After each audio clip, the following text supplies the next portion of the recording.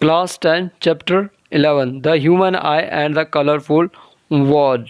आज हम आपके लिए इस चैप्टर के एमसीक्यूज़ लाए हैं और आपको हर एमसीक्यूज़ के अंदर जो 5 सेकंड्स का टाइम मिलेगा, तो अपने आप को चेक कीजिए कि आपकी जो है कैसी प्रिपरेशंस हुई है।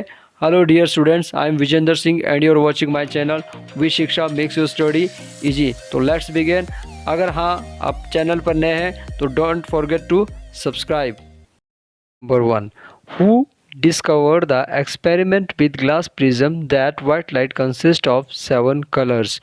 आपको बताना है कि ये एक्सपेरिमेंट किसने किया था। जो ग्लास प्रिज्म होता है, अगर उसमें से लाइट को पास किया जाता है तो 7 कलर को कंसिस्ट करती है। और आपके ऑप्शन है A Newton, B Faraday, C Maxwell या डी यंग।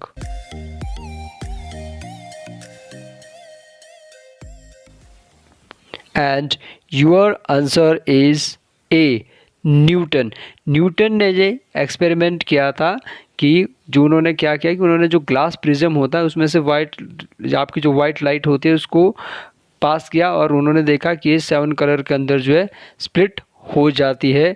और इस ऑब्जर्वेशन से जो है न्यूटन को इस बात का आइडिया हुआ कि जो सनलाइट है वो आपकी 7 कलर से बनी हुई है। Question number 2. The splitting of light into its component color is called. जो लाइट की जो स्प्लिटिंग होती है आपकी 7 कलर्स के अंदर, उसको हम क्या कहते हैं? और आपके ऑप्शन है A dispersion, B spectrum, C Tyndall effect या डी रिफ्रैक्शन।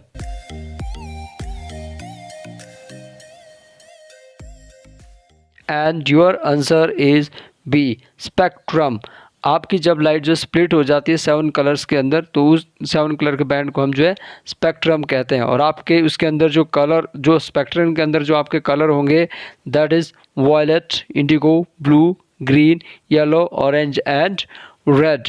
और आप इन कलर के सीक्वेंस को याद रखने के लिए जो है आप एक अर्कनम को यूज़ कर सकते हैं, that is VIBGYOR. Question number 3. When a beam of white light fall on a glass prism, the color of light which will deviate it least is. जब आपकी जो वाइट कलर की लाइट की जो बीम होती है वो एक प्रिज्म के ऊपर गिरती है, तो उनके अंदर आपने देखा कि एक स्पेक्ट्रम बनता है। तो आपको बताना है कि इस स्पेक्ट्रम के अंदर जो है सबसे लीस्ट जो कलर है वो कौन सा डेविएट होता है। और आपके ऑप्शन है A violet, B red, C green और D blue. And your answer is B red. Red colour जो है, जब आपकी लाइट जो है बीम लाइट जो आपकी ग्लास की जो प्रिज्म के ऊपर गिरती है, तो आपका रेड कलर जो है वो सबसे कम डेविएट होता है, क्योंकि red colour has longest wavelength. जो आपका रेड कलर होता है उसकी सबसे लंबी वेवलेंथ होती है, तो आपका वो सबसे लीस्ट डेविएट होता है। उसके जो एंगल होता है वो सबसे लीस्ट जो मुड़ता है, और सबसे ज़्यादा जो है आपका डेविएट होने वाला कलर है, दैट इज़ वॉयलेट। और each colour emerge along different path because of different emerge angle of deviation, क्योंकि हर कलर का जो है एंगल जो है आपका डेविएशन है वो अलग अलग बढ़ता है, तो इसलिए जो आपके हर कलर जो है अलग अलग पाथवे के अंदर जो है इमर्ज होते हैं। Question number 4. Which of the following phenomena of light are involved in formation of a rainbow? Rainbow बनाने के लिए लाइट का कौन सा फेनोमेना जो है इसमें इंक्लूड होता है। और आपके ऑप्शन है A reflection, refraction and dispersion, B reflection, dispersion and total internal reflection, या फिर C refraction, dispersion and internal reflection, और D dispersion, scattering and total internal reflection. And your answer is सी।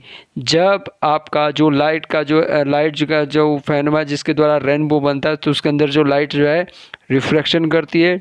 सबसे पहले रिफ्रैक्शन करेगी, फिर उसका dispersion होता है एंड देन इंटरनल रिफ्लेक्शन होता है, और फिर जो एक रेनबो की फॉर्मेशन होती है।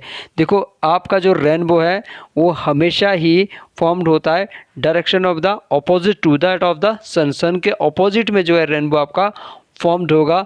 अब क्योंकि due to the reflection, dispersion and internal reflection in water droplet act like a small prism. Question number 5, blue colour of the sky is due to the phenomena of.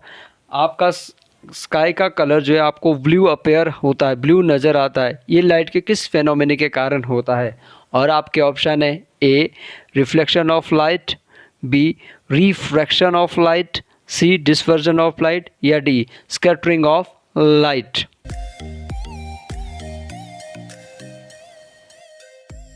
And your answer is D scattering of light.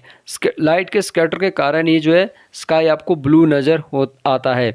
देखिए atmosphere के अंदर जो है air के molecule के साथ साथ दूसरे भी बहुत सारे फाइन पार्टिकल्स होते हैं जिनकी जो कि आपकी जो विजुअल लाइट है उनकी वेवलेंथ से भी छोटे होते हैं। तो आपकी जो ब्लू लाइट होती है उसकी जो है शॉर्टर वेवलेंथ होती है, जिसके कारण वो एटमॉस्फेयर के अंदर ज़्यादा स्कैटर हो जाती है और आपको स्काई जो है ब्लू कलर का नज़र आता है। Question number 6, twinkle of star is due to atmospheric. आपका जो स्टार जो ट्विंकल करता है उसका रीज़न क्या है? उसका एटमॉस्फेयरिक में किस वजह से जो है आपका जो है ट्विंकल करता है? और आपके ऑप्शन है A dispersion of light by water droplet, B refraction of light by different layer of varying refraction indices, C scattering of light by dust particle, या D internal refraction of light by clouds। And your answer is B refraction of light by different layer of varying refractive indices। इसके कारण जो है आपका star जो twinkle नज़र आता है। सिंस क्योंकि एटमॉस्फेयर के अंदर जो स्ट्रेट लाइट आती है वो नॉर्मल की तरफ जो है बेंड होती है, और इसके कारण जो है स्टार जो है अपनी एक्चुअल पोजीशन से थोड़ा अपेयरिंग पोजीशन पे हमें नज़र आता है। और दूसरा जो स्टार की जो लाइट सोर्स है वो क्या होती है, एक पॉइंट साइज होती है।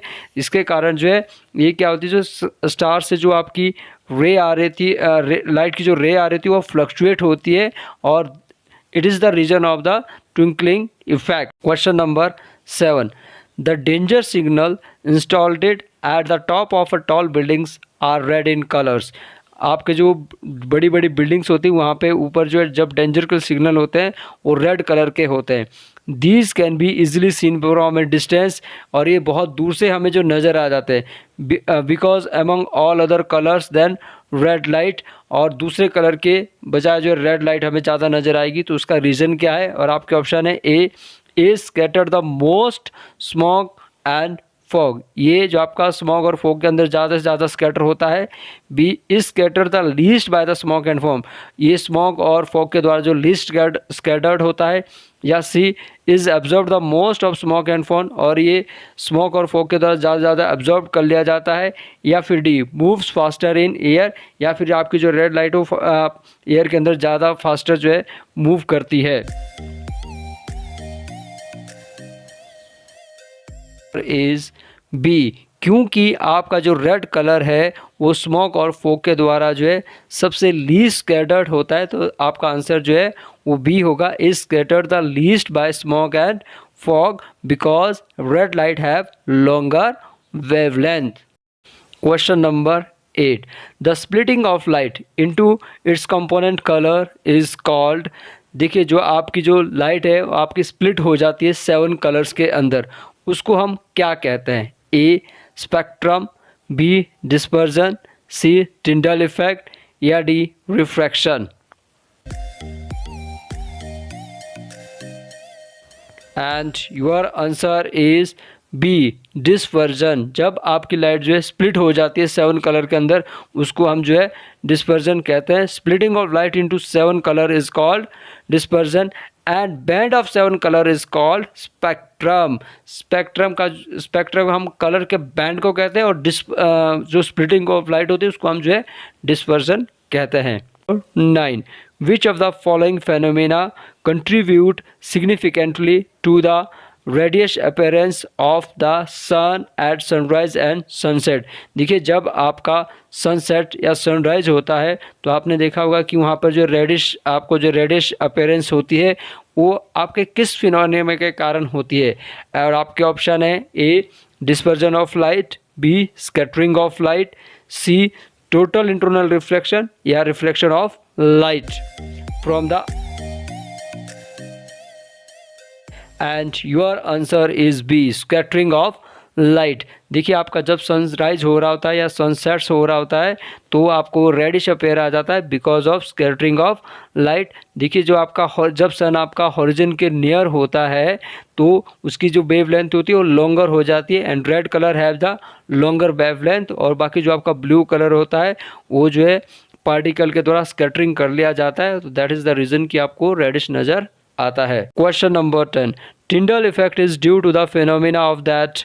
आपका जो टिंडल इफेक्ट होता है वो लाइट की किस फिनोमेना के कारण होता है? और आपके ऑप्शन है A dispersion of light, B reflection of light, या सी स्कैटरिंग ऑफ लाइट, या D none of these. And your answer is C scattering of light. देखिए, स्कैटरिंग ऑफ लाइट के कारण जो है टिंडल इफेक्ट होता है। क्या होता है कि जब आपकी बीम ऑफ लाइट जो है वो फाइन पार्टिकल जो कि एयर के अंदर प्रेजेंट होते हैं उनके ऊपर स्ट्राइक करती है तो उसके कारण जो बीम जो है वो विजिबल हो जाती है, path of beam became visible. और स्कैटरिंग ऑफ लाइट किनके द्वारा? जो आपके कोलाइडियल पार्टिकल है, give rise to the Tyndall effect. Thank you for watching my channel V Shiksha makes your study easy. आपके लिए जो है डिस्क्रिप्शन के अंदर जो है बाकी एमसीक्यूज़ का लिंक दिया गया है, एमसीक्यू की प्लेलिस्ट का लिंक दिया गया है, आप वहाँ पे जाकर दूसरे चैप्टर के एमसीक्यूज़ भी चेक कर सकते हैं। अगर आपको पसंद आया तो please share more and more. Thank you.